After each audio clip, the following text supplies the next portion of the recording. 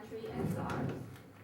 Don holds a degree in history from Trent University and a postgraduate diploma in museum management and curatorship from Sir Sanford Fleming College.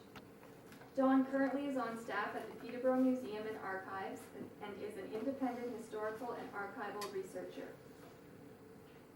He has contributed historical articles to the Peterborough Examiner, the Heritage Gazette of the Trent Valley, the Peterborough Historical Society's Bulletin, and the Lakefield Herald. Don is the recipient of many awards, including the Ontario Volunteer Service Award for 10 years of active service, both to Hutchison House and the Peterborough Historical Society. Please give a warm welcome to Mr. Don Wilcox.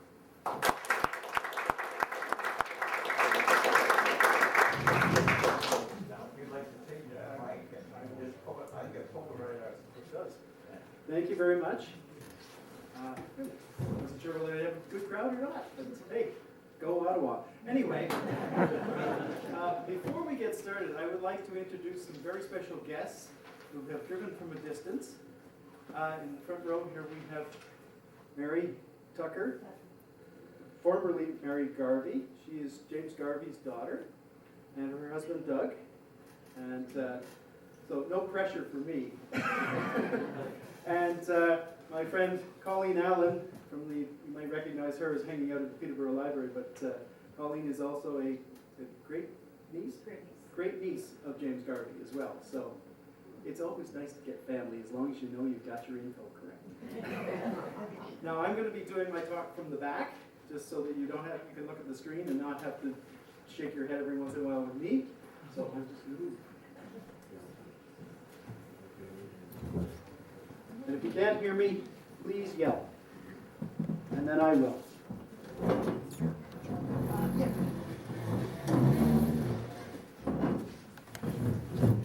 Now this is one of those stories that sort of pops up.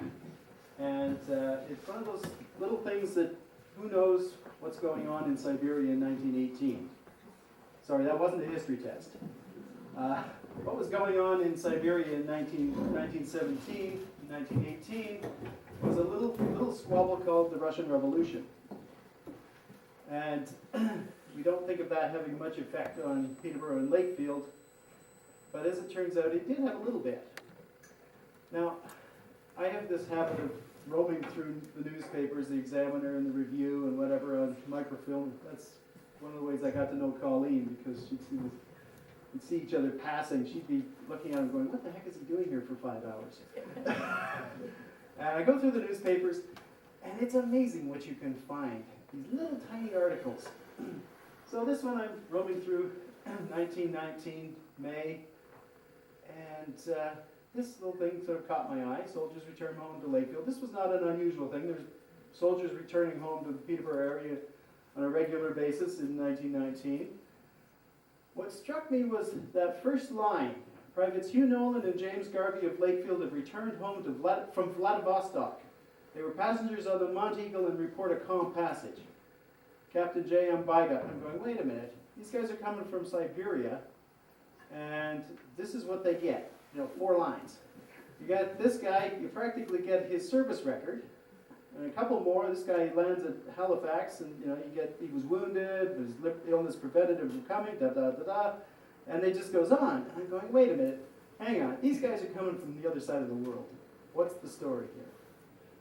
Now, I knew a little bit that there had been some Canadians sent off to Vladivostok, and why 2 guys from Lakefield? Well, it's so late. This was what was going on. There was actually 4 parties of Canadians sent to Russia. The main one was this one, Vladivostok. The smallest one was Baku. The Dunster Force, that was 41 Canadians. That was a small group of Canadians and British who actually had served in the Middle East, in that theater in what's now Iraq and part of Turkey and stuff. So they ended up going into the Crimea and the Caspian Sea. Then there was the Murmansk, the Siren Party, 600, and Arkhangelsk, the Elope Party, 500. This is all part of British units. Now, these 3 had actually come from either from Europe. Murmansk and Archangel went from Europe, and the Dunster Force, as I mentioned, came from the Middle East. These guys, they came from Vancouver or Victoria. So this is one of those stories that you sort of go, who was James Garvey? Well, thanks to the family, I got a picture. This is, oh, actually, let's maybe just move the chair just a little bit. I have big pictures and I need a bigger wall the size of a drive-in, I think. There we go. Thank you. So this is James Garvey in his Canadian uniform and his greatcoat, circa 1918, 1919. Looking very, very sort of laid back, hands in his pockets. Cap is slightly askew. Obviously, there's no sergeant nearby. And this is his attestation paper. And the Library and Archives Canada is a marvelous thing, marvelous institution, because they have most of these for World War I. Most of the attestation papers are digitized. So you just go to their website and you pop it up. You get all the gory details back and forth. Now, this one is a little different than most of the ones you will find, is because it's only one page. And there's a reason for it being one page, and it's that line right under particulars of recruit. Drafted under Military Service Act 1917. You were a draftee, you only got one page of info. But it gives you where he was born. He was born in Autonomy Township, and then the family moved to just outside of Lakefield at some point. And he was a farmer, he was single, and he was drafted. Now, it wasn't quite so lucky with Hugh Nolan. I think he was very camera shy. Couldn't come across a picture. But again, this is his attestation paper. Again, drafted under the Military Service Act. Now, I was under the impression that farmers were excluded. I guess that just goes for the Second World War, not the First World War. My father was the oldest son of a farm family in the Second War, and he volunteered, much to his mother's anger, and was sent over, but he didn't have to. And I was assuming it was the same, but apparently they were looking for troops in the end of the First World War, especially the last year or so, and they were taking anybody. So you get the letter, you sign up. So both Hugh and James ended up going to Kingston, where they became part of the machine gun regiment. Now these are really neat documents, and if anybody wants to know information about their relatives or anybody else from the First World War, the Library and Archives Canada has the entire service records. And the really neat thing is, I was down there for 3 days in Ottawa, and I was able to get 6 service records, because they now allow you to take photographs of the records. You don't have to have photocopies and whatnot. So I just went through with my camera and went pop, pop, pop, pop, pop. It's really fun. But these casualty forms are actually, they're the whole service record on a card. And you can see when he was transferred to the machine gun unit, and traveled, embarked Siberia, the dates, and the Monteagle, et cetera, et cetera. And so this is this was James Garvey's, and this is Hugh Nolan's. Very similar. I had so much fun at the Library and Archives Canada. Just give me boxes and I will take pictures. Now, they went from Kingston after it was decided that they weren't going to need any more recruits for Europe. They decided to send them to Victoria for training, and the idea was to send them either to Siberia or perhaps down to the southern part of the European peninsula. But they went by train, of course, and I wasn't sure. It just said they left by train, but I got an account of a doctor from Toronto, and he took the same route. He was part of the 11th Stationary Hospital that was set up in Vladivostok, and he described how he went. So apparently there was a train going across the transcontinental line from eastern Canada and eastern Ontario. But anybody coming from the Toronto area took a train up and met them at Sudbury. And then the train just continued on out west. So the doctor got his train. He was actually, it was interesting, Major King. He was a classmate of Frederick Banting at U of T, Victoria College. And that year, it was 1917, the course was compressed so that they had all graduated by December of 1917. And so by January 1918, he was on the train. They got to Sudbury, joined up, and found that the Spanish flu was already on board. It had come from east because it was coming from Halifax and the eastern ports, and troops were starting to come back from Europe at that time and bringing the flu with them. So they get on the healthy troops would get on the train, and they might have even used those trains as part of the transport to get the sick people home and stuff. But they would get on, and by the time they hit Sudbury, they were really sick. There was no medicine on board, even though this was part of the hospital train. There wasn't even beds and cots. They actually cleared out some of the cars to lay them out on the floor so that they would have at least some comfort on mattresses. No medicines or anything like that. So Dr. King was given the task of, they stopped at Chapleau. This is Chapleau in 1918. The idea was to go to the hospital and see what kind of medicines and equipment they could get. Well, the train stopped in Chapleau on a Sunday. Nothing was open, not even the hospital. So he met a priest who took him to a drugstore, and they got it open, but all they had was aspirin and alcohol, rubbing alcohol, and a few bandages. So he went back to with his meager supplies. The train had left without him. So they got the telegraph going, and the train came back, and he got on, and then they proceeded on to Vancouver. But people were getting sicker. They stopped in Winnipeg and took off some of the sick and some of the deceased. And the train was quarantined. Nobody from Winnipeg was allowed anywhere near it.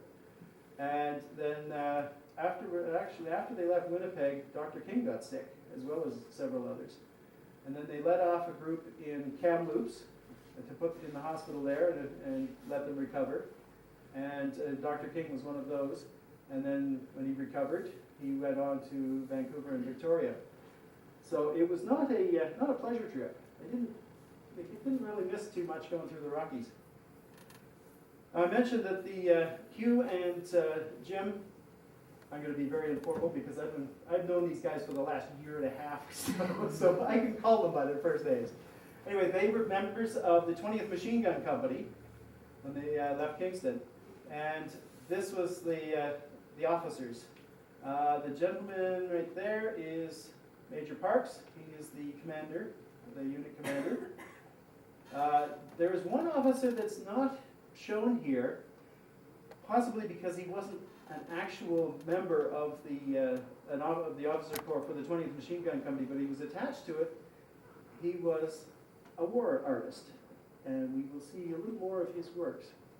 And actually, also supposed to go with them was A.Y. Jackson, but by the time he was set to go, they decided not to send any more troops to Vladivostok, so he didn't go. So they get to Victoria and set up in Willows Camp. And Willows Camp was much like we did in World War II, was the old Victoria exhibition grounds converted to a military camp. So this is a group of the troops under inspection. Now, this is one of those great things. I mean, history is a detective work, and it's so much fun. But you get a picture, you look at a picture, you do not take the first picture you look, or the first information you look at. You keep looking. This is the third time I saw this particular shot, but I came across this particular bit of information as part of the description in the Library and Archives Canada. It was actually the commanding officer of the area, the district, Major General Leckie, Brigadier General Bickford. They were inspecting the 20th Machine Gun Company. They're stopped in front of the 20th Machine Gun Company on their inspection. Nowhere else in the captions from any of the other pictures that I saw of this did it mention who the unit was. It just said inspecting troops at Victoria, etc. So, word of advice, keep digging if you have a vague caption. So anyway, I can't find Hugh or Jim in here. It's really hard since I don't have a picture of Hugh. But anyway, so this is part of the 16th Infantry Brigade sometime in December of 1918 before they shipped out. There we go. Now, it must have been a little discouraging for these troops because here they are, they're in Victoria, a nice town, lovely weather, except when it rains. November 11th rolls around. Hey, they get a half day off because it's Armistice Day. So they got to train in the morning, they got off at noon, and they were given permission to go off on a peace parade, which means a unit marched through the city of Victoria. This is great. War's over. We're going home. Wrong.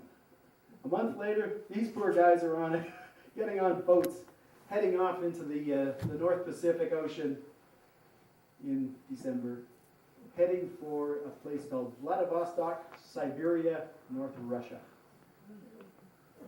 Not exactly the way that they were looking to end the war, I don't believe. One little thing that people don't know too much about, even less about, is that this was at this time when they were marching. This is marching onto one of the ships. It may have been the Tista. We're not sure. But this is where they were camped. This is the Willows camp. They actually marched all the way through Victoria to the wharf, Ricketts Wharf, where they caught the boat and sailed off, as it says so blithely, to Vladivostok, past the Columbia Theater. Well, they're marching along here in the corner of Fort and Quadra Street. There was a mutiny. Turns out most of these troops were drafted. A large number of them were actually drafted from Quebec. And in Quebec, if you know anything about the conscription crisis, Quebec was not impressed with it at all. And this unit of French-Canadian troops decided that they were less impressed and they made a run for it. So they're heading off. They're right downtown Victoria and they're making a run for it. Now, I should point out too that while these guys were at Willows, they had free time. So they were going into town and they were going to the YMCA and possibly the Empress, although I'm not sure how they would take to a bunch of troops marching into the Empress lobby. But anyway, things like the Labor Hall was very popular. You had speakers and stuff. The catch was that a lot of these people were actually labor and union, we might call them rabble-rousers. They were putting the pressure on these soldiers, most of them had never been away from home before, not to go. Why should they go to Russia and fight against the people's uprising? Because that was how the revolutionaries were seen as the rising of the people against the Tsar and his suppressionist Cossacks in the government and whatnot. So there was a lot, and there was also labor unrest in the rest of Canada. 1919 was the Winnipeg strike. So there was a lot of pressure on these poor guys, and they made a run for it. They didn't get far. There was guards alongside that tracked them down. So I think the commanders had an idea that something might happen. But anyway, there was a dozen of them that were incarcerated and spent the entire trip to Russia in the holds, in the brig, and two of them were actually in chains. And you think, why won't you just, I'll be your bad boy, you leave me in Victoria, or send me home. No, we're sending you to Russia. In the bottom of the ship. So anyway, this is the route. So, you got to march to the ship and you got a chance. This is the ship. This is the SS Tista. This is the troop ship that the 20th Machine Gun Company and other units of the 16th Infantry Brigade were on. The Tista is an interesting ship. It was built in 1903, so it wasn't that old of a ship.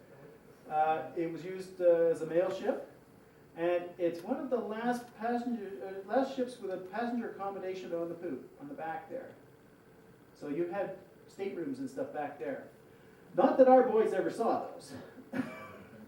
I think some of the officers might have had some of the poop quarters, but our boys, you see that tent? And the awning, things like that. That was sort of their shelter and the equipment underneath. But they did have, they had bunks and stuff down below as well, because it was a cold trip. Anyway, at 10 o'clock on the 21st of December 1918, they embarked, and they hung around until 4 o'clock before the ship sailed. And he stopped at Muroran, Japan, and to restock. There is the main port of Hokkaido, Japan. And they had to stop there to stock up on coal. Now there was officially the enlisted men were not allowed on shore. But troops being troops, apparently some of the more adventurous ones decided to take off and were subsequently caught, probably because there weren't a lot of Caucasians in that part of Japan at that time, easy to track down. And so they were eventually court-martialed when they got to Vladivostok. So this is a postcard of the port in 1918. Imagine you come, almost a week sailing, you come into a port and you're not allowed out. This is the port of Vladivostok, harbor of Vladivostok. So this is the circa 1918. So there's a lot of activity. I mean, it was a major port at the time because it was the eastern terminal of the Trans-Siberian Railway.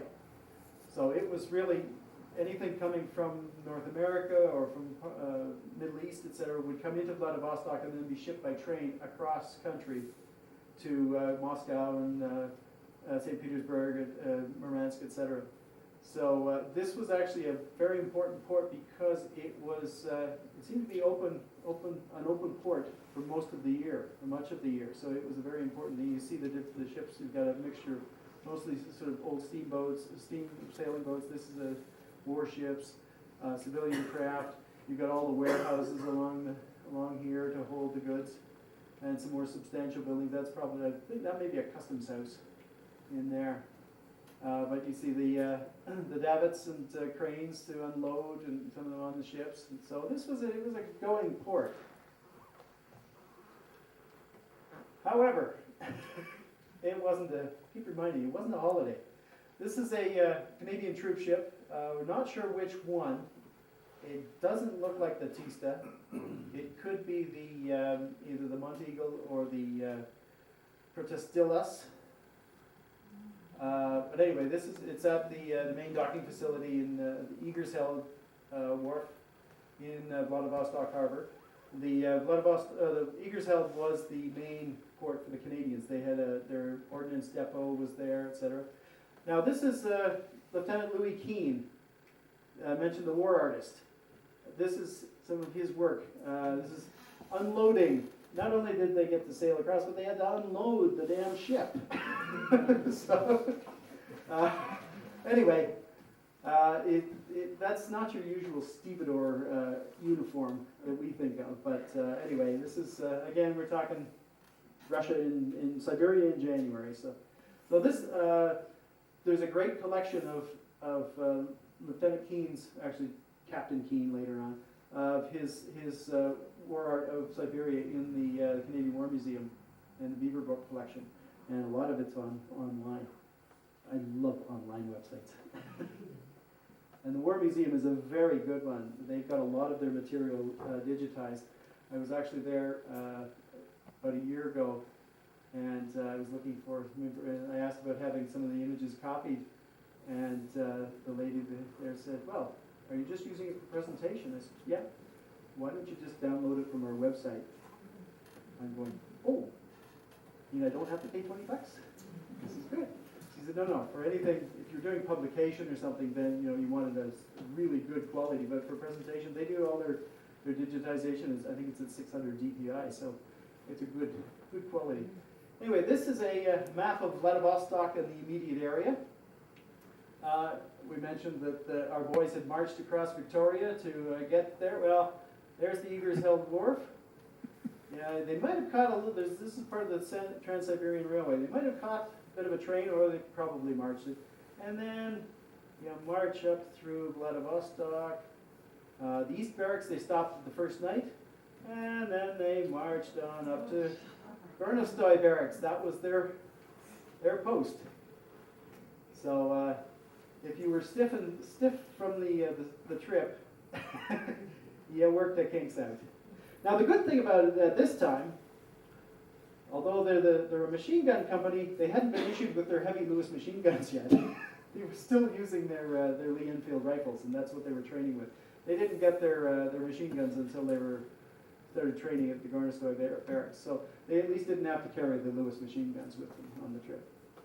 So this is Vladivostok, and this is the Pushkinsky Theater that was the Canadian barracks, or the headquarters. And you see they did have a tram, so it was not just your average backwoods town. There's another important point is the Marine Cemetery, and we'll see that. And Russian Island was where the White Russians had their training school, and there was a lot of activity, sort of interaction between the Canadians and the British and the White Russians. Just at this point, I will explain White and Red Russians. Red Russians, of course, we think of were the communists, the Bolsheviks, and they were called Red Russians because of the flag that was sort of the international flag of the labor movement and the communist movement and sort of the proletariat movement. It was the red flag. White Russians were called White Russians because the officers' uniforms of the Tsarist army were all white. So that's why you get White Russians and Red Russians. Now we were supporting the White Russians. Why were we supporting the White Russians? Oh, this is the train station at Vladivostok. And you'll notice a mixture of a lot of horses, with the odd vehicle, truck and stuff. They used a lot of horsepower. A lot of it had to do with the fact that the oil of the horses didn't cool down to a solid blob at 40 or 50 below zero. Whereas trucks, not so much. Here's the Pushkinsky Theater. It was actually commandeered by the Canadians. Major General Elmsley and his headquarters staff, they arrived in October ahead of time to set up things and get it ready for others coming in. Apparently the local citizens were not impressed with their only cultural center, not just their biggest culture, their only cultural center being commandeered by the foreigners, to be turned into offices. So there was actually street riots and protests and a lot of grumbling for the entire time that the Canadians were there. The Gornostoy Barracks. This is a photograph of how it is 1918 or 1919. That bar. Anyway, this is again Lieutenant Keene's drawings of the barracks. So it's not bad. Actually, this photograph. No, I did come across a photograph of this building as of 2008, and it was still there. So Garnostoy Bay is now the town of, my Russian isn't great, but Shutovaya, which is a town just east of Vladivostok. Okay, and there is the camp, the layout of the camp. So you've got all the barracks along here, and there's kitchens, etc., etc. The YMCA is in here. Now, these three buildings up there, that's where our boys were. That was the 20th Machine Gun Company in those barracks. So not exactly in the center of the thing, but hey, they get to walk to the kitchen. So you'll also notice that there's some tracks and stuff, lines around here, roads. These are sentry routes and sort of guard areas. They were expecting attacks. There was partisans in the area, or not too far away, and they figured that they might not attack Vladivostok, but hey, you saw how far Garnistoy is outside of Vladivostok. So anyway, but it was like a community with all kinds of, everything from the YMCA hall for entertainment, the hospital, the 11th Stationary Hospital was here, kitchens, field kitchens, bakeries, etc., and barracks. And ranges, the areas around were the training areas, where they live fire zones, etc. And this is where they finally got their machine guns. Why were we in Russia? What a good question. It reminded me of a few years ago, a little place called Iraq, or Afghanistan, either one. In this case, in 1917, March of 1917, the Bolshevik government under Vladimir Lenin signed a separate treaty, a peace treaty, with Germany, Austria-Hungary, and the Ottoman Empire. So that took Russia out of the war. That meant that there was close to 500,000 enemy troops who were either combatants on the border, on the Eastern Front, or were prisoners of war of the Russians. They were now free. And this is a year before the war actually ended.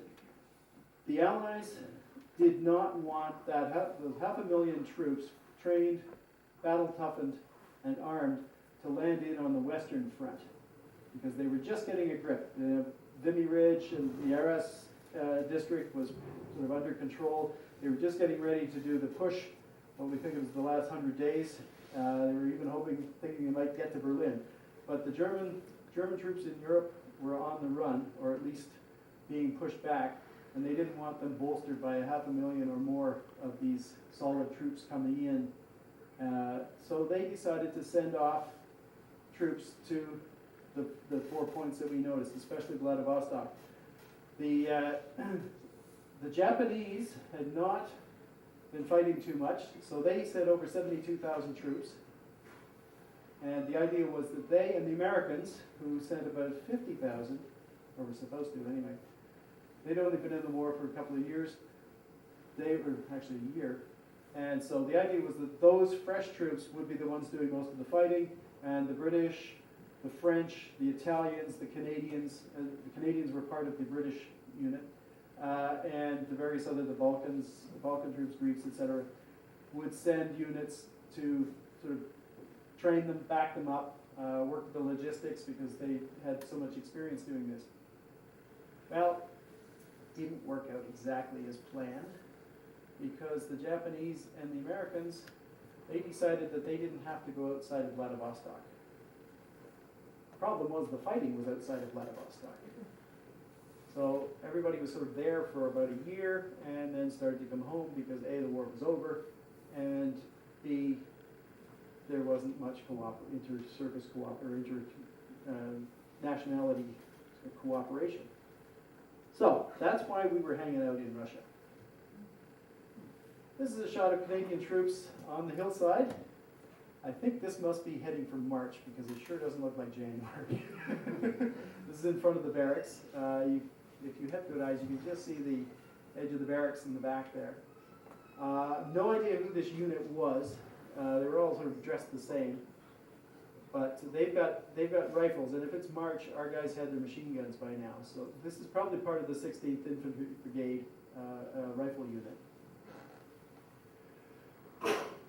I say men, there was one woman. This was nursing matron Grace Eldreda Potter of the Canadian Red Cross Mission, and her husband was Dr. Colonel Jacob Leslie Potter, who was the officer in command of the number 11 stationary hospital, the Canadian hospital unit in Siberia. So she's the chief of the Red Cross mission there.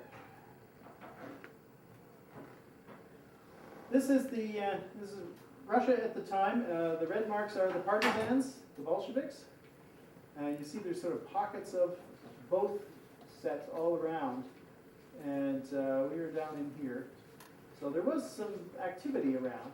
But this line is this is the railway. And that was what was really, really important.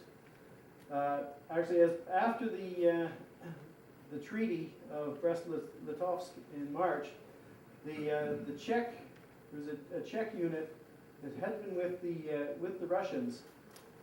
They didn't have a lot of choice, but anyway, they were sent home. They were released and sent home.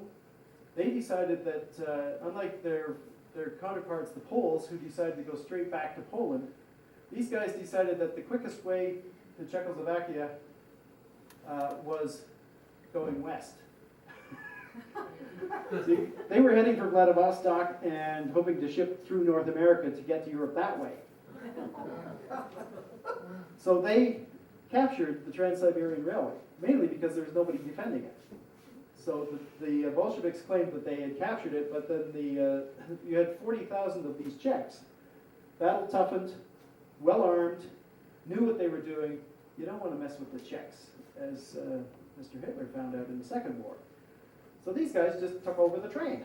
They were put on troop trains and say, hey, this is our railway now. So the idea was for the Allies to come out of Vladivostok and support these guys. And again, it didn't work as planned. But the Trans-Siberian Railway was the main center of the fighting. The only Canadian unit that got into any kind of a skirmish was, this is ironically, the Northwest Mounted Police Unit that was sent there. They got into a skirmish. Their barracks was not at Garnistoy, it was at Second River, which was just, if you're on the map, if you remember the Garnistoy was up here, Vladivostok was down here, Second River is up here. So that was a little further, even further out of town. And so they did run into they ended up being sent off to skirmish with a group of what we would call guerrillas, and did run into some fire, but nobody got killed. So this is again, Canadian War Museum collection is marvelous. Transportation. I mentioned horses and I mentioned trucks. The interesting thing here, this is some Canadian gunners with their transport, but the local drivers are women. So again, you don't mess with the Russian women. They're the ones with the horses, apparently. The trucks, again, a little less cooperative in the wintertime, but they still drive them out. And I was just thinking about shipping trucks across the Pacific, and then hoping and praying that they worked in 40, 50 below zero. Anyway, these guys look fairly comfortable and are all going for a ride. I think this guy he's maybe had a little of a local refreshment because he's the only one not in a greatcoat. I'm speculating though, I would never say it. This is part of the war diary for the 20th Machine Gun Company. And you see this is the Sunday, so they have a church parade at the YMCA at 10 o'clock. Other than that, the only other thing that sort of broke up the training routine and the daily routine was that the unit was furnished for brigade duties with a pay parade, pay day on Sunday, excellent. The other thing was that there was general cleanup. Yeah, you got to clean up the barracks. But there was also a burial party of officers and men for a funeral of Private Ward at the East Barracks. He died of scarlet fever. A lot of them died of, actually more died of disease than were actually killed by the Bolsheviks. But again, you've got back to training, you've got range practices, from the company doing gun drills, usual stuff. None of the glamour stuff that you think of, warfare. Again, they got their steel helmets were issued on this date. I suspect that they would have preferred the fur coats and fur hats. Actually, they didn't get issued their sheepskin coats until they were on the ship, actually halfway across on the Tista. They were issued. The war diaries, again, are marvelous. They're day-by-day log of what was going on, and right from the time they left Victoria to all through until they came back. And so you get a daily reading of what was going on, and it's pretty mundane, other than things like, you know, issuing the sheepskin coats. You see these guys going, yes!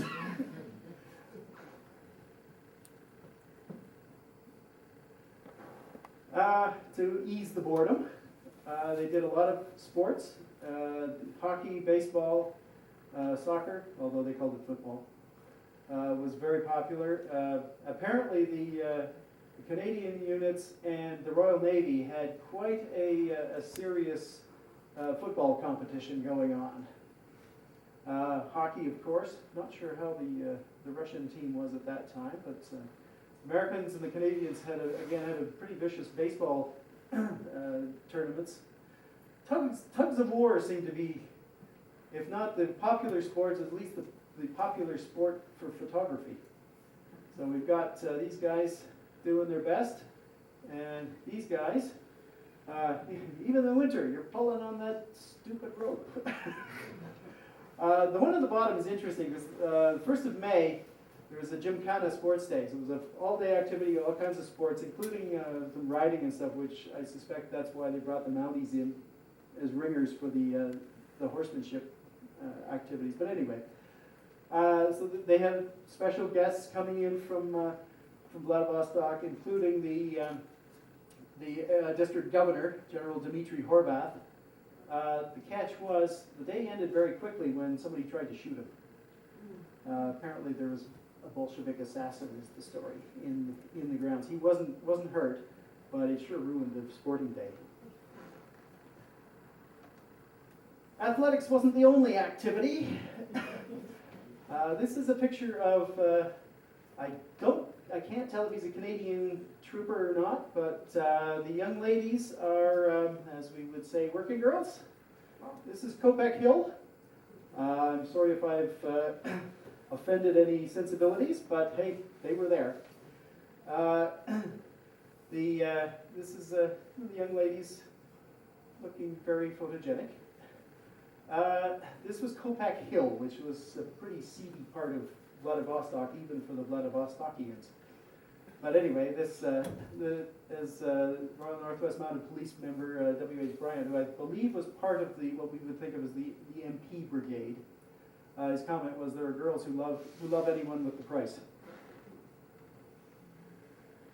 This is the interior of the Canadian Hospital, the 11th Stationary Hospital. It was built by the Canadians. It's a brand new building, and you see very comfy beds here. As I said, very few patients were actually wounded, perhaps by their own equipment or training or whatever, but most of it was scarlet fever, cholera, and the deadly Spanish flu. Now I should point out that the Spanish have actually been they've been given the raw end of that stick, because the Spanish flu had nothing to do with Spain. It was actually in Europe, France, Germany, the areas of the war, but it was given the name the Spanish flu because Spain was neutral, and those newspapers, the Spanish newspapers, were the only ones that were reporting the deaths and sicknesses, because the German and Austrian and Ottoman newspapers did not want to give any report of illness and sickness among the troops. Neither did the British, the French, Canadians, etc., because that could give the enemy some idea of how weak they were. So because all the newspapers, the news reports coming to North America about this flu were coming out of Spain, it was given the name the Spanish flu. So don't be nasty to the Spaniards. They didn't do it. So this hospital was, most of the patients, if not all the patients, were treated for illnesses. And I might think, referring back to the last slide, some of them were socially self-inflicted. There was actually, they gave, some of the war diaries give, they note that there was a lecture on venereal disease prevention, etc. Anyway, there were some deaths. This is at that time it was the Canadian Memorial, the Marine Cemetery of Vladivostok. This is the dedication in June the 1st, 1919. This is, again, just some shots. You can see the cross. This is the sort of the center of the Canadian section of the of the cemetery. And this is just a couple of officers, Canadian officers, just probably looking at a comrade who had passed away and was buried there. This bottom picture in color, that is taken from the Commonwealth War Graves website, marvelous site as well. And it's now called the Churkin Russian Naval Cemetery, but it's still maintained. There's still Allied troops, and it's one of the only, if not the only, cemetery in Russia that holds Western troops, Western soldiers, including Americans. And there were, during the Cold War, there were dispensations given for like special events, special Remembrance Days, that kind of thing, for delegations of Americans and British and even some Canadians to attend ceremonies and stuff at this, in this cemetery. So that is as it looks today.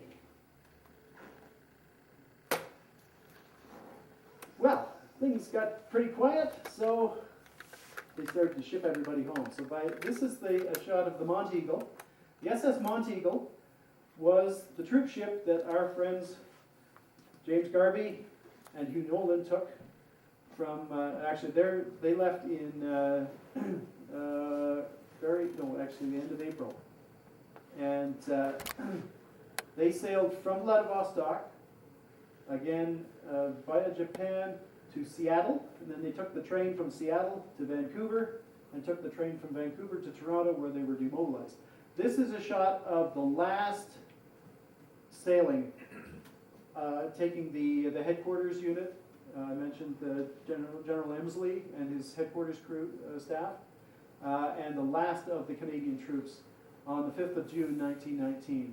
So on as of the 5th of June, 1919, there were no Canadians left in Russia, and not many other allies. There's some Americans as well, because they had a lot more troops, and the Japanese were starting to move out as well. So this is a close-up of the ship, and people still marching on. I suspect that there was a certain amount of relief. I'm out of this place. These are the medical examination papers and the discharge certificate for James Garvey. So it was done in Toronto, and it was the 13th of May was his medical, and he's okay, he's cleared, and this is his discharge paper. So that was 2 days later. This one is Hugh Nolan's, and it was, the discharge, or the medical paper was the medical examination on the 12th of May, and his discharge on the 14th. So I guess it took 2 days for the doctor to okay it and get the paper signed. And it was the 5th of May, I believe, they arrived back in Lakefield. This is a shot of the Garvey family. Thank you again to Colleen and Mary. This is James. This was taken in the 1930s? James actually stayed at the farm for a bit and then moved to Peterborough, where he spent many, many years working for Quaker Oats. Lived on Mark Street and raised the family. And actually, he was 1917 or 1972 was he died in Georgetown, so just short of his 83rd birthday. Anyway, that's a great shot of the family. I'm not sure, Mary, maybe you could help me. Which is his mother in the picture? In this picture, is that her? In the middle at the back row, she's right there. That one? Yeah, that's right. That's his mom. That's her. Yeah. Catherine. Catherine, and is that his dad? No, that's his brother. There's his dad. That's his dad, Dennis. Yeah. And he died in 1936, so it's prior to 36. So it's prior to 36. Okay. See, this is what you get when you have the family in the house. It's great. And this is the only picture I could find of Hugh Nolan.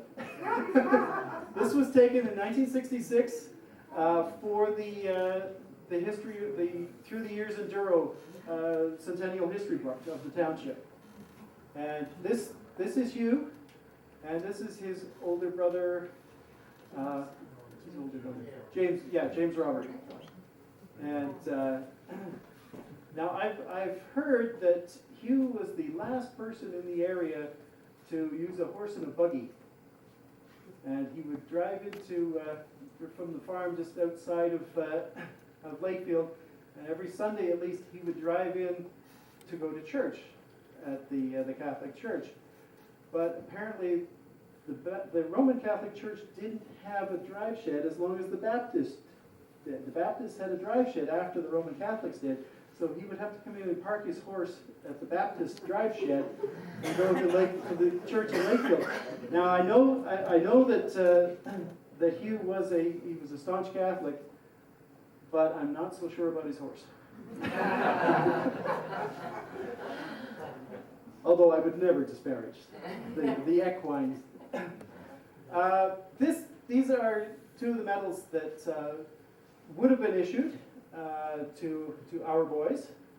Now this is the British War Medal. Everybody who served, volunteered, got one of these. Now this one, you see, it says 1914 to 1918. That was how it was issued, and then later on they were actually extended to include 1919.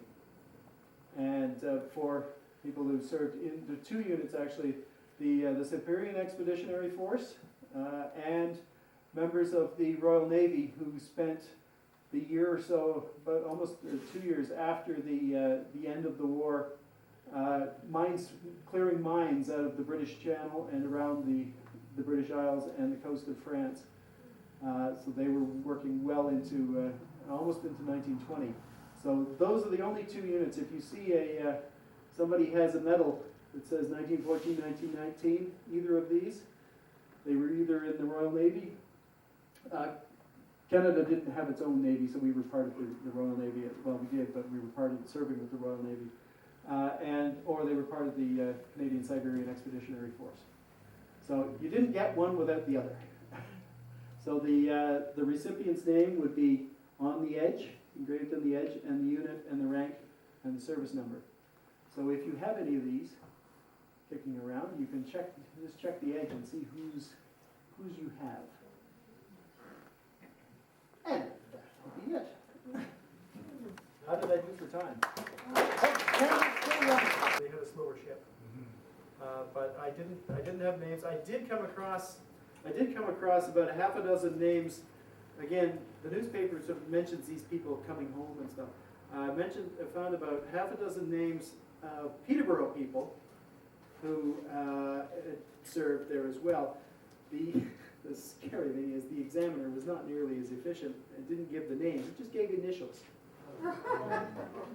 Some of them I have managed to track down because it said, J. Smith of Ashburnham, or that kind of thing. So I was able to go through the website and do some preliminary searching on to see if the LAC had a record of such and such. The one that I'm really trying to figure out is there was a Colonel Collinshaw was assigned. He was part of the Royal Flying Corps, and he put together an all-Canadian squadron to go to North Russia. Now I think they were heading for Murmansk because they were coming right out of Britain. But included in that squadron was a Captain J. Green. You know how many J. Greens there are in the Canadian Expeditionary Force at that World War I? Yeah. So I'm going to have to do a little more digging on him. But I have a line on a history of Collinshaw. So I'll see if I can find some more info on maybe this Captain Green. But I don't believe that that squadron ever made it to Russia because they were ready to go, and then the war ended, and both the British government and the Canadian government decided to bring back the troops that were there, so they didn't send any more planes. I can just imagine how some of those World War I airplanes would fly in Russia. Oh, solid oil, I'm going down. Or even better, solid oil, that thing won't start. Darn. But anyway, that's as I said, this is one of those things that it starts out with a tiny little 4-line newspaper thing and kind of explodes like a grenade, and you just sort of go all over the place, and it's really been fun. You'd be happy to answer any questions? I'm happy. I will certainly do my best. Questions? It's not a question, I just wanted to tell you. No, okay.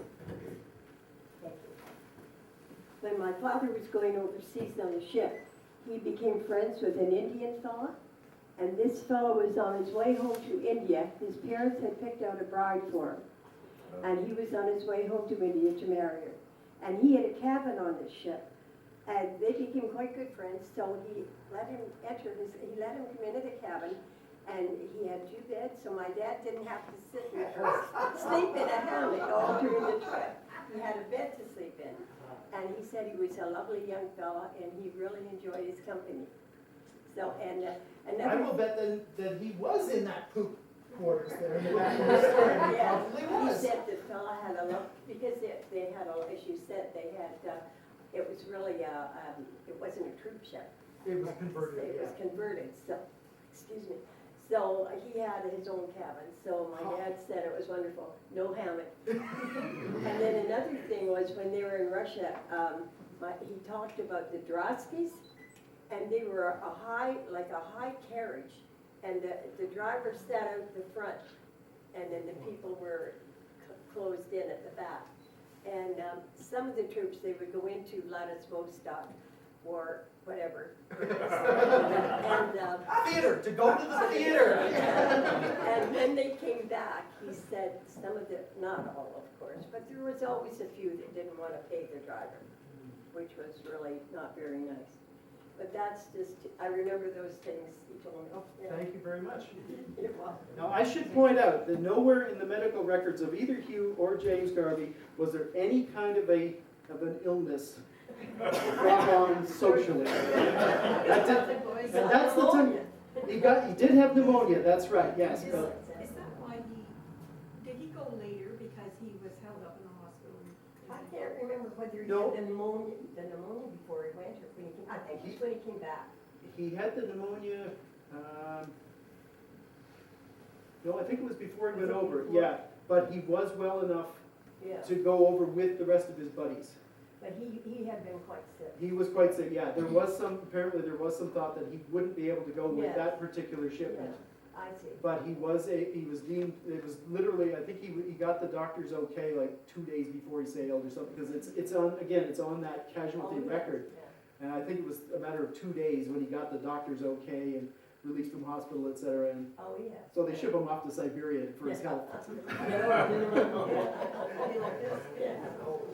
Do you know if these 2 soldiers stayed in touch with each other for the rest of their lives or not?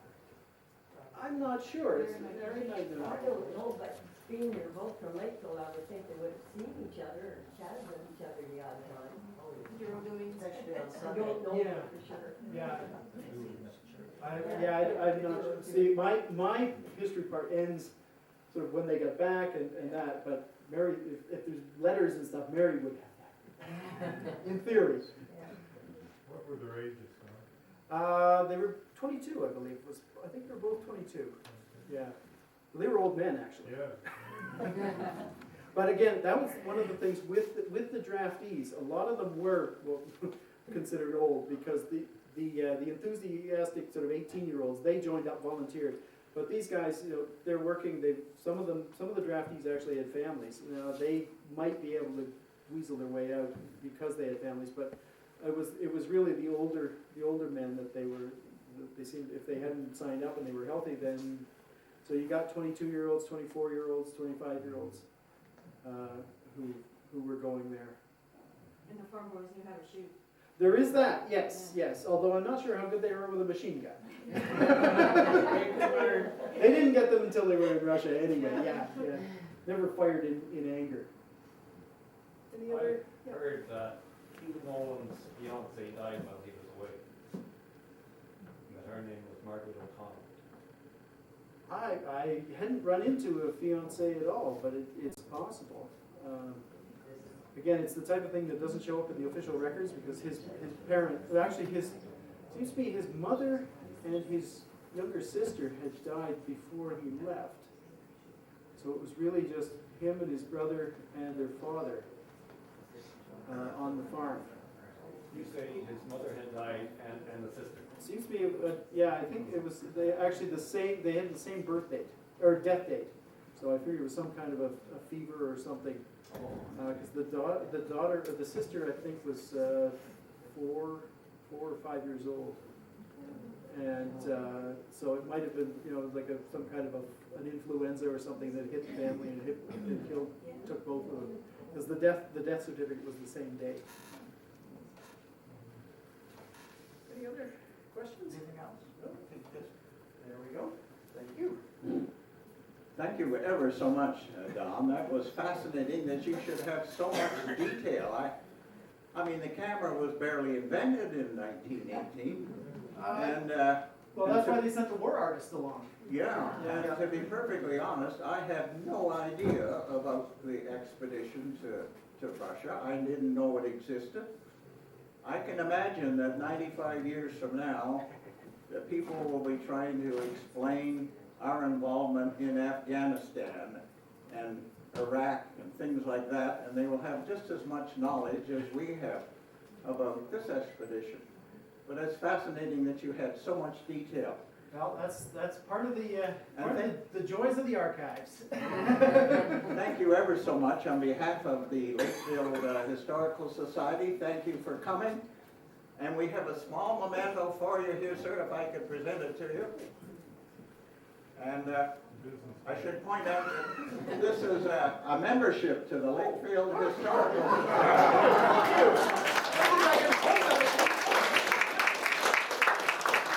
Not only is it a membership, but it doesn't expire until December 31st, 2013. Thank you. Thank you.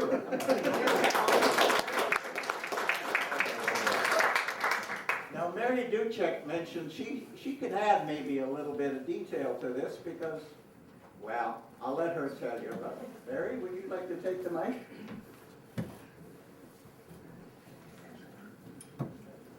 Now, I'm not sure.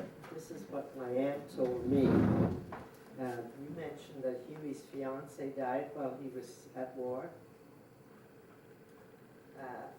My aunt apparently Huey had a little case on an aunt of mine too. I thought she was pretty nice.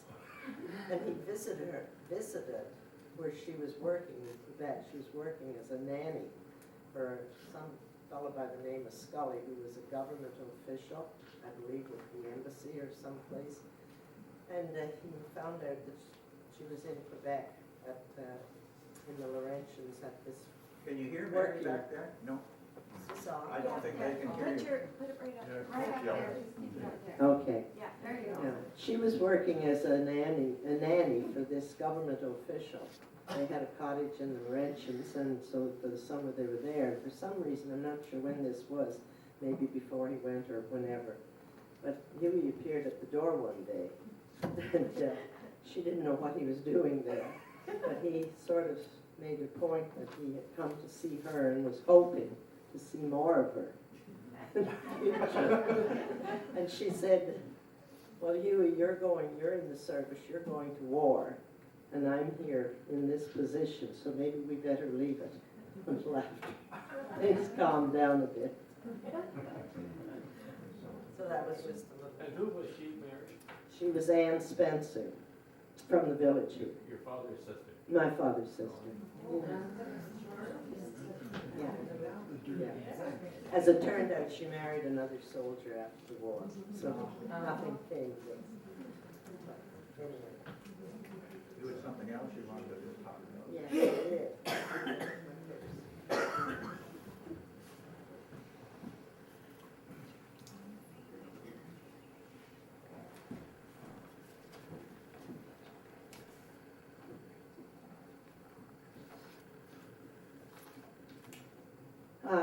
I've been a member of the society for a number of years. I haven't had a lot to do with it because I've had a lot of other things on the go. but I've certainly supported it because I think this is a wonderful organization to be able to bring us such information as we heard here tonight and on many other occasions, and to keep the history of the village so much alive. And I'm going to, on behalf of my late husband, George Duchuk, I'd like to present a check to Derry for the Historical Society and for the work that they do. And also, I would like to, I'm going to kill 2 or 3 birds with one stone here. I'd also like to honor a family in this village that has certainly been with this society from the very beginning and even before that, who have always supported the village and what was happening here in the village. And in anything else, they've always been there. They've been an ever-ready family, and that's the Heffernan family. But the Heffernan family,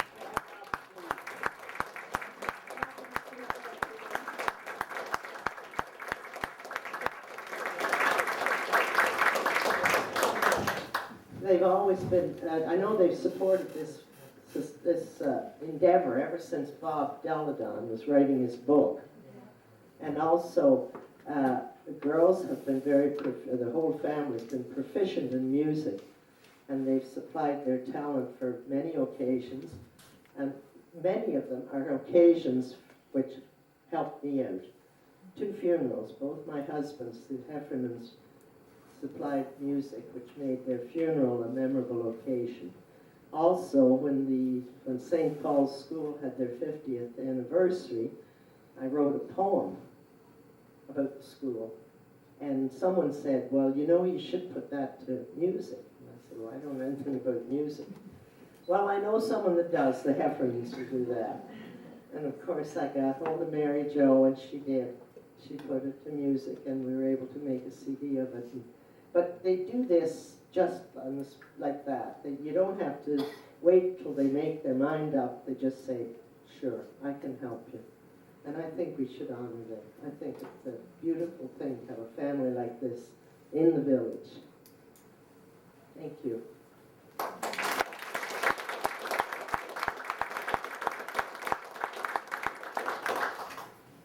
Thank you, Mary. That was a very nice little talk you gave us, and thank you for the donation to the Historical Society. Speaking of money,